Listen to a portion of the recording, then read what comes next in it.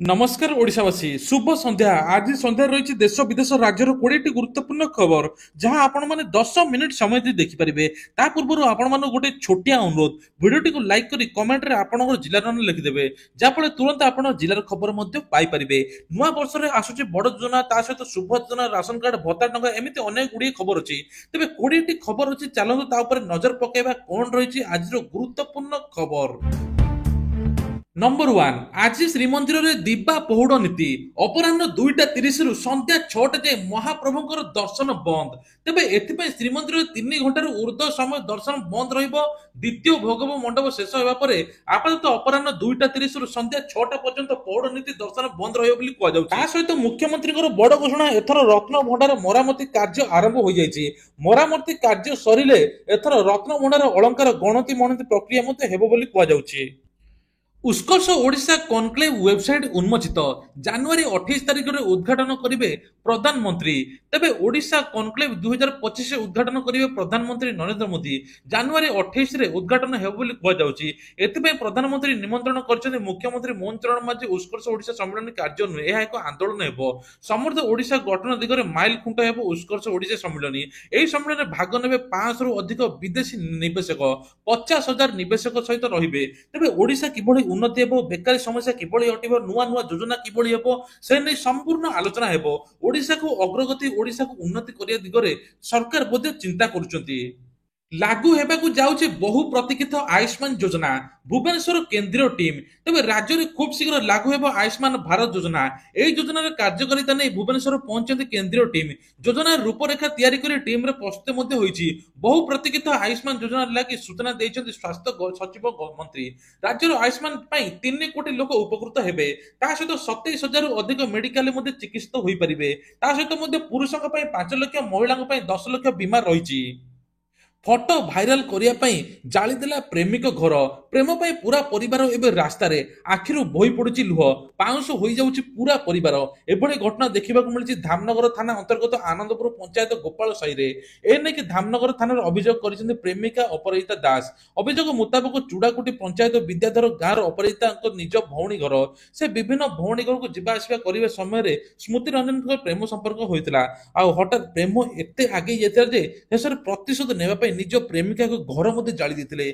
जहा फल रास्ता कोडरे आछन्ती प्रेमिका घर।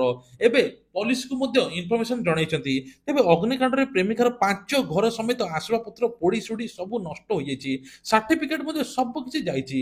आ ग्रामवासी निया को आयत मध्य करि पारनाती। तेबे कुआ जाउछि पुलिस एबे तुरंत ताकू अरेस्ट करछि। ता सहित तुरंत एबे 15 लाख टंकार हेबो बोली कुआ जाउछि। टीवी फ्रिज कंसा बासन ठू आरंभ करी सब किछि 15 लाख जिनिस पोड़ी जाइछि। मासे होइनी दादन खटी परदेश को जाइथिले आसिला मृत्यु खबर। मृतदेह चाहि बसिचंती परिवार। तबे कोलाहांडी एक दादन मृत्यु होइछि। दादन खटिया पे बाहर को जाउचंती। शेषरे 41 वर्ष भूपिंदर पोड़ दादन खटिबा को जाउथा बेले मासे होइनी किंतु तांकर मृत्यु खबर आछि। एभଳି परिवार पई चाहि बसिचंती भूपिंदर को मृतदेह जहा सबठारु बड़ दुखर विषय। तेबे कुआ जाउछि ओडिसा रे चाकरी नियुक्ति नथिबारु बाहर को सब कार्य करिया पे जाउचंती। दादन खटिया पे मध्ये पछौ नांती। नियमित राति घर को फोन कर दुख सुख हुअती एही जनक।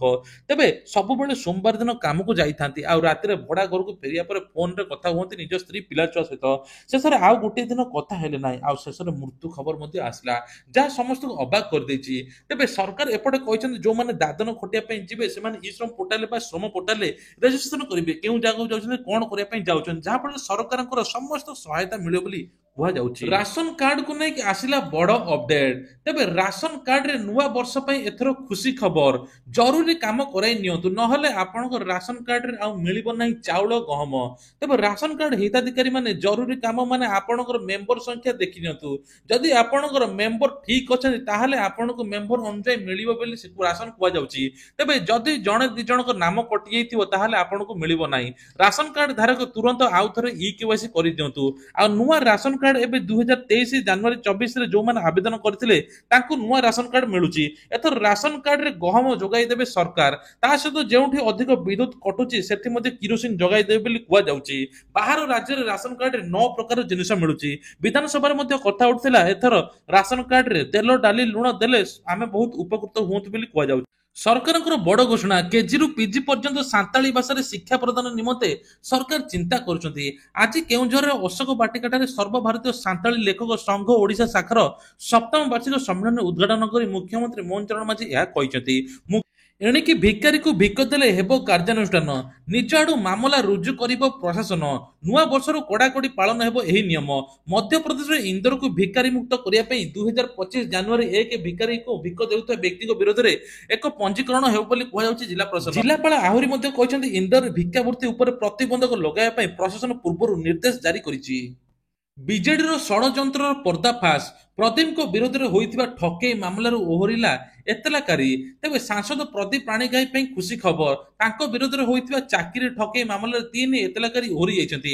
ଆଜି ବ୍ରହ୍ମପୁର ଜେଏମ୍ ଏଫ୍ସି କୋର୍ଟରେ ଏକ ଏତଲା ଉଠାଇବା ନେଇ ପ୍ରଦୀପଙ୍କୁ ଦେଇଛନ୍ତି କ୍ଲିନ୍ ଚିଟ୍। 2020 ମସିହା ତତ୍କାଳୀନ ଗୋପାଳପୁର ବିଧାୟକ ପ୍ରଦୀପ ପାଣିଗ୍ରାହୀଙ୍କ ବିରୋଧରେ 5 ଜଣ ବ୍ୟକ୍ତି ଠକେଇ ଅଭିଯୋଗ ଆଣିଥିଲେ। 3 ଜଣ ଅଭିଯୋଗକାରୀ ସେମାନଙ୍କ ଅଭିଯୋଗ ଫେରାଇ ନେଇଛନ୍ତି। ଏହି ଅଭିଯୋଗକାରୀ କହିଛନ୍ତି ଯେ ପ୍ରଦୀପଙ୍କ ବିରୋଧରେ ଏତଲା ଦେବାକୁ ସେମାନଙ୍କୁ ବାଧ୍ୟ କରାଯାଇଥିଲା। ଏହା ପୂର୍ବରୁ ମଧ୍ୟ 2 ଜଣ ଏତଲାକାରୀ ସେମାନଙ୍କ ଏତଲା ଉଠାଇ ନେଇଛନ୍ତି ବୋଲି ସମାନ କଥା କହିଥିଲେ। ପୋଲିସ କର୍ମଚାରୀଙ୍କ ପାଇଁ ଖୁସି ଖବର, ଏଣିକି ହାବିଲଦାର କନେଷ୍ଟବଳ ସିପାହୀ ମାନେ ପୂର୍ବରୁ ମିଳୁଥିବା 1 ମାସର ଅଧିକ ଦରମା ନୂତନ ବେତନ ହାରରେ ପାଇବେ ବୋଲି ମୁଖ୍ୟମନ୍ତ୍ରୀ ମୋହନ ଚରଣ ମାଝୀ ସୂଚନା ଦେଇଛନ୍ତି। ହାବିଲଦାର କନେଷ୍ଟବଳ ପୂର୍ବରୁ ସାଇକେଲ ଭତ୍ତା ବାବଦରେ 300 ଟଙ୍କା ପାଉଥିଲେ, ଏବେ ମୋଟର ସାଇକେଲ ଭତ୍ତା ବାବଦରେ 1000 ଟଙ୍କା ପାଇବେ।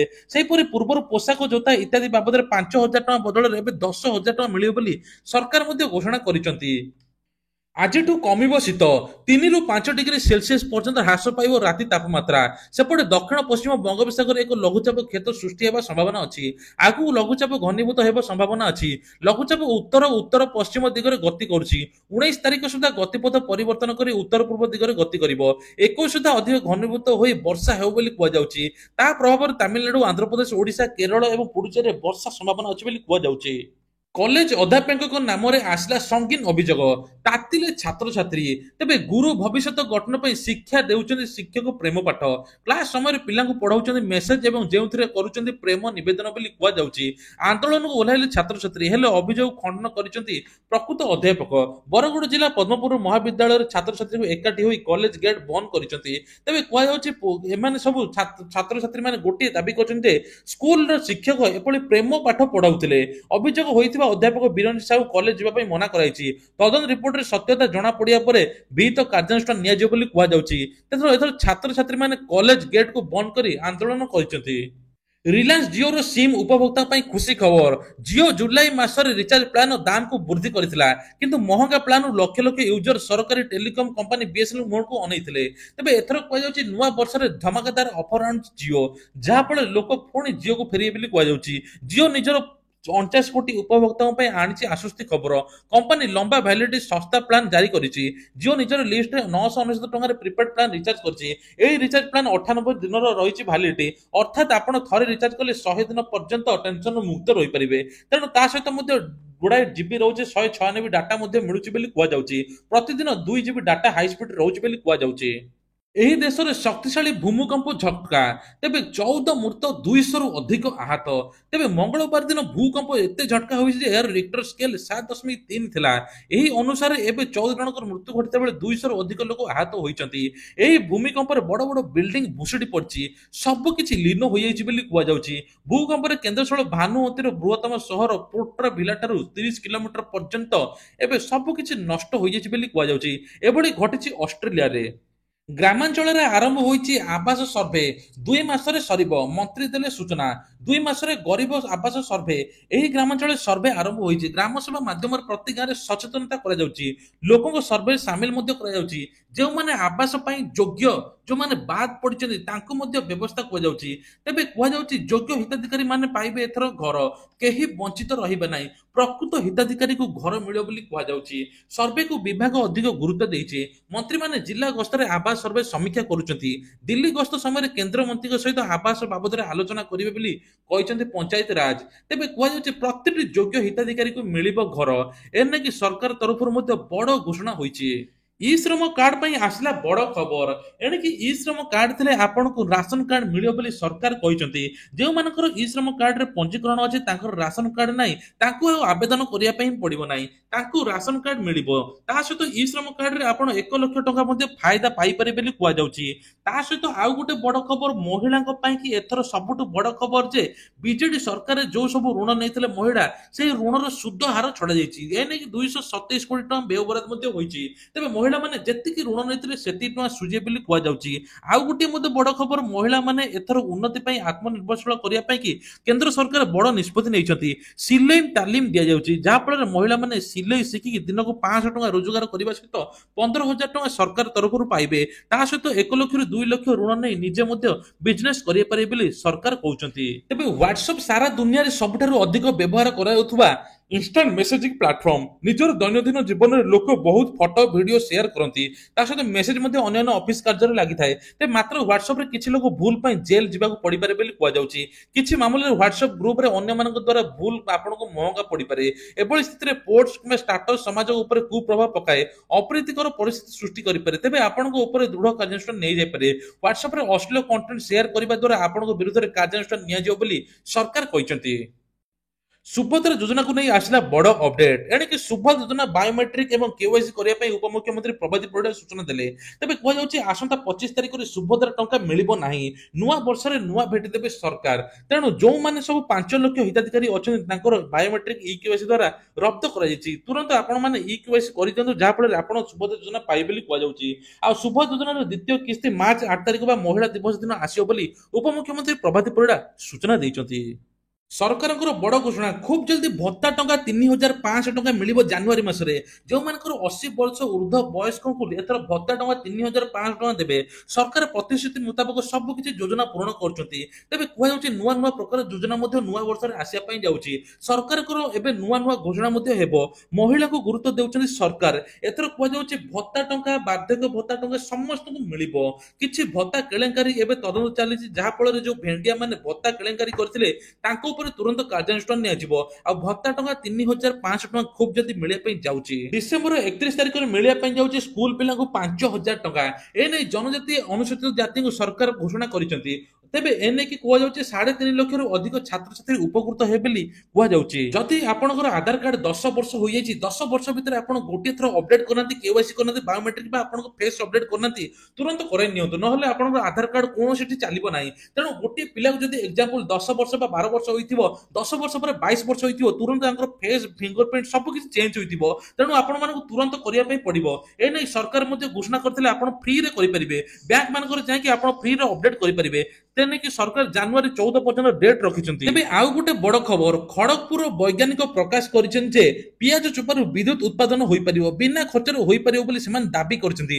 ମଣିଷ ଶରୀରର ଗତିବିଧିକୁ ଆଧାର କରି ସବୁଜ ଶକ୍ତିର ଉତ୍ପାଦନ କରାଯାଇପାରିବ ବୋଲି କୁହାଯାଉଛି। ଏହି ବିଦ୍ୟୁତ ପେସ୍ ମେକର, ସ୍ମାର୍ଟ ପିଲ୍ ଏବଂ ପରିଧା ଯୋଗ୍ୟ ବୋଲି କୁହାଯାଉଛି।